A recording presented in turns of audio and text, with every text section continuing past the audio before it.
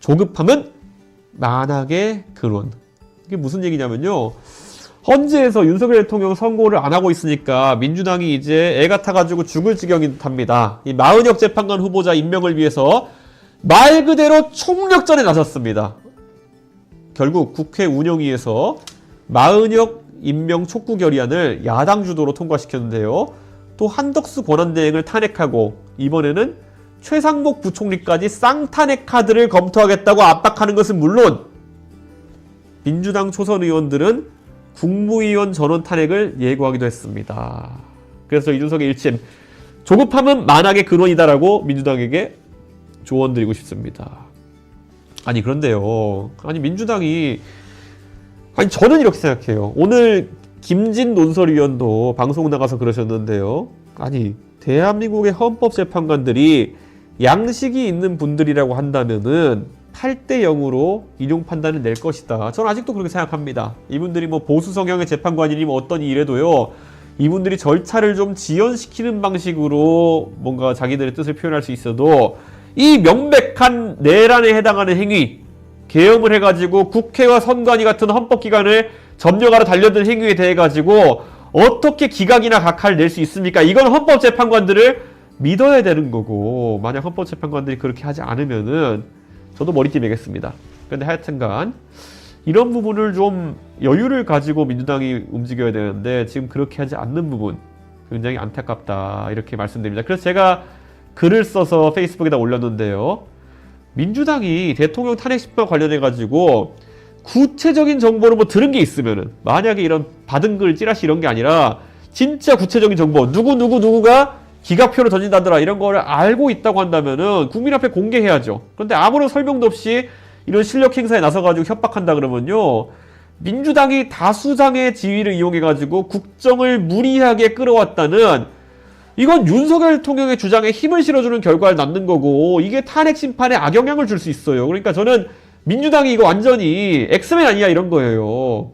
결국 지금까지 윤석열 대통령이 계엄한 것이, 자기들은 민주당이 너무 폭주해서 그랬다 그랬는데 그거 아니라고 말한 저 같은 사람은 뭐가 되겠습니까? 결국 민주당이 엑스맨 짓을 하면서 윤석열 대통령의 주장을 강화시켜주고 있는 거예요. 지금 보수 진영의 강경보수 같은 경우에는 보고, 야 봐라 저거 민주당이 진짜 저렇게 막무가내를 하지 않냐 이렇게 얘기하잖아요. 그러니까 저는 민주당이 제발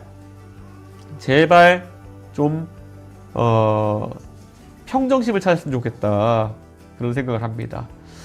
예, 사실 그래서 제가 엑스맨이라고 지금 민주당을 얘기하는데요. 사실 민주당이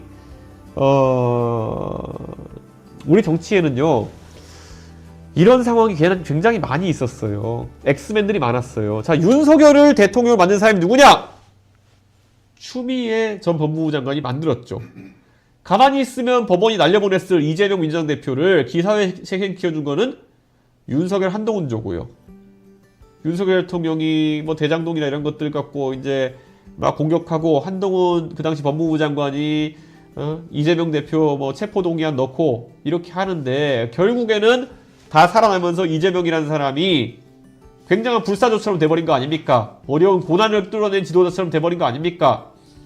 그래서 두 번째 주제, 이준석의 일침은 조급함은 만악의 근원이라고 정리해봤습니다. 사실 민주당이 내각과 헌재를 향한 줄탄핵이라는 조급함으로 스스로 정당성을 해치고 또 하나의 괴물을 만드는 일이 없기를 간절히 바라겠습니다. 그런데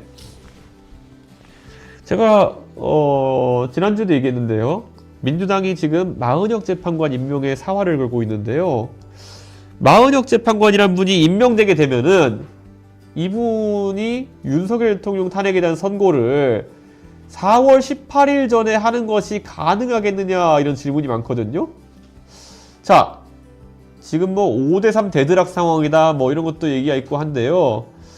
마은혁 재판관이 지금 들어온다 해가지고 6대3이 되는 게 아닙니다. 만약에 5대3이 사실이라 하더라도. 왜 그러냐? 마은혁 재판관이라는 분이 들어왔으면은 이분도 지금까지 뉴스로만 봤을 거 아닙니까? 그런데 실제 가가지고 변론 종결된 사건인데 여기에 들어가가지고 내용을 살펴봐야 되는 거예요. 변론을 다시 하라고 해야 될 수도 있고, 변론된 거 녹취록이나 있으면 갖고 와봐라. 아니면은 증거물 있으면 갖고 와봐라. 이렇게 해가지고 다시 이제 판단해야 되는 거고, 변론 갱신 절차를 밟아야 할 수도 있기 때문에, 그럼 오히려 4월 18일에 두 사람의 그런 그 헌법재판관이 퇴임하기 전까지 결론이 안 나올 수 있는 거죠. 예, 그렇기 때문에, 저는 마은혁 재판관이 임명되는 것이 오히려 민주당이 엑스맨 짓을 해가지고 탄핵 결과가 안 나오거나 늦게 나오는 방향으로 가는 것이 아니냐, 그런 생각입니다. 저는 오늘 뭐 거기다 민주당에서요 지금 할 수 있는 건 다 하고 있습니다. 지금 뭐 손발 뭐 다리 뭐 다 내밀고 지금 뭐 깨물기까지 하려고 있는 것 같은데, 이렇게 한다고 해서 일이 잘 될 것 같지가 않습니다. 왜냐, 국회 법사위에서 오늘 법안심사 소위를 열어가지고 헌법재판관이 후임이 임명되지 않았으면은 임기를 연장하는 내용의 그런 법 개정을 하겠다고 하는데요. 그리고 대통령 권한대행이 헌법재판관에 임명할 수 없게 하는 헌법재판소법 개정안을 의결했다고 하는데요.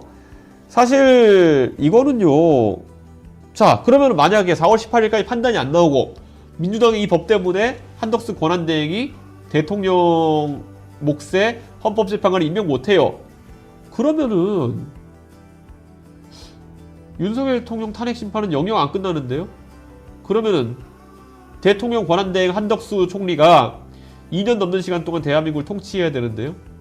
도대체 민주당은 이런 교착 상태를 만드는 것에 대해 가지고 아무 계산이 없는 것 같아요. 그러니까 저는 민주당이 제발 좀 차분하게 좀 움직였으면 좋겠다, 그런 생각입니다. 언제까지 이렇게 상황을 악화시킬 건가 좀 궁금하긴 합니다. 자, 지금 공직선거법 20 무죄 받고 마음껏 발언을 하고 있습니다. 이재명 대표. 재미있는 기사가 하나 왔던데요. 한덕수 대통령 권한대행에게 씹혔다, 무시를 당했다 라는 겁니다. 회동 제안을 하면서 통화를 시도했는데 회신이 없다가 한민수 민주당 대변인이 전쟁 중에도 적국과 대화해야 한다면서 기자들 앞에서 공개적으로 발끈하니까 한덕수 권한대행이 뒤늦게 입장을 밝혔습니다. 국가 경제 및 민생과 직결되는 현안에 선대응한 뒤 검토하겠다라면서 사실상 거부한다, 이렇게 얘기했는데요. 이 상황을 저는요, 한덕수 권한대행 솔직히 말하면 이분이 성격이 그렇게 강한 분이 아니거든요. 근데 저 솔직히 이번 탄핵 과정 겪으면서 굉장히 이분이 세졌다라는 생각을 많이 합니다. 이분이 저도 뭐 식사 같이 해보고 이러면은 정말 후배 정치인들에게 정말 따뜻하게 대해주시는 분이거든요. 한덕수 권한대행이 원래 이분이 굉장히 엘리트시고 한데 자제분이 안 계세요. 그래서 사모님이랑 두 분이 이제 굉장히 이제 뭐 여러 가지 활동을 하시면서 이제 계신데, 그래서 젊은 정치인들을 보면은 굉장히 그런 따뜻한 조언 같은 것도 많이 해주시고 많이 챙겨주시는 분이거든요. 그런데 민주당 의원들이 얼마나 지금 닥달을 했으면은 이분이 만나는 것 자체를 거부하겠냐, 이런 생각도 들기는 합니다. 예. 이재명 대표가요, 지금 하여튼간 또다시 이분은 왜 이렇게 삶이 왜 이런지 모르겠는데요. 이분이 무죄 받은 다음에 조금 행복했다가 요즘 또 슬슬 불안한 것 같습니다. 왜냐? 이분 또 이제 이렇게 시간이 뭐 예를 들어서 4월 18일날 임명 안 되고 한 3개월, 4개월 이렇게 가게 하면은 그럼 이거 또다시 무슨 다른 재판 20 나오고 이러는 거 아니야? 아니면 지금 대법원에 보낸 거 또다시 파기환송돼서 돌아오는 거 아니야? 이런 걱정을 하는 거죠. 그래서 이재명 대표가 오늘 오전에 광화문 앞에 있는 민주당 천막당사에서 최고위 열렸는데, 거기서 윤석열 대통령 복귀 프로젝트가 진행 중이라는 이야기가 있다. 저도 그런 주장에 공감 가는 바가 많다.